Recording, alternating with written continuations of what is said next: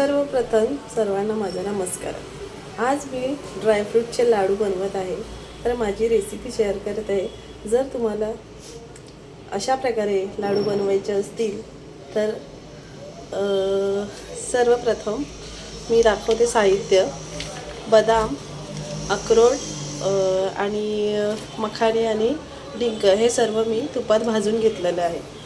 त्याच्यानंतर मनुके दोन्ही प्रकारचे घेतलेले आहेत, काळे आणि साधे, आणि काजू आणि पिस्ते हे सर्व तुपात भाजून घेतल्यानंतर तीळ घेतलेले आहेत, तीळ पण भाजून घेतलेले आहेत। त्यानंतर ही खसखस मी भाजून घेतलेली आहे तुपामध्ये। हे आहेत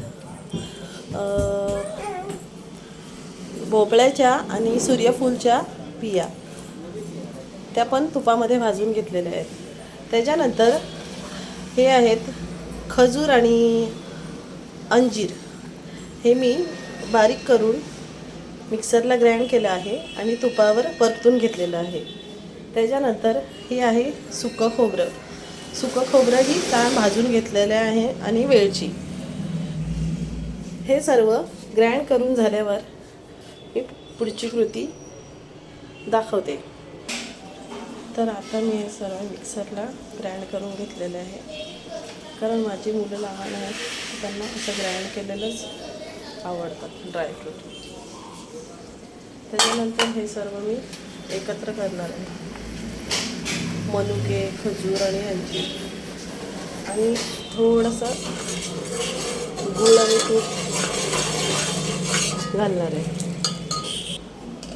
सर्व मिश्रण आता मी एकत्र केलेलं आहे। तुम्हाला हवं असेल तसं वरून तूप घालू शकता तुम्ही। मी याच्यामध्ये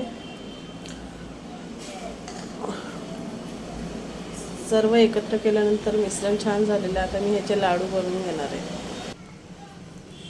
अशा प्रकारे हे लाडू बनवून झालेले आहेत। तुम्हाला जर लाडू आवडले तर लाईक करा।